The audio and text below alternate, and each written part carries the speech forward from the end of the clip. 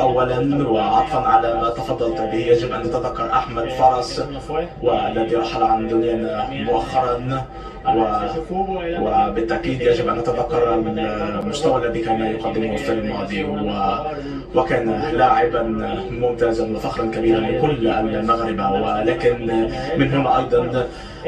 أريد أن أتحدث بأنني سعيد جدا بمباراة الفريق، والمنافس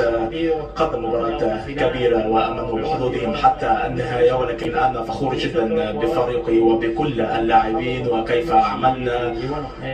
وسعيد جدا بالتأهل إلى ربع النهائي، والآن نريد أكثر وأكثر. إذا كان عليك أن تختار منافس جنوب أفريقيا أم الكاميرون، نحن يجب أن نركز على أنفسنا، وأعتقد أنها ستكون مباراة كبيرة بالتأكيد، ولكن نحن يجب أن نركز على ما يمكن أن نقوم به وأن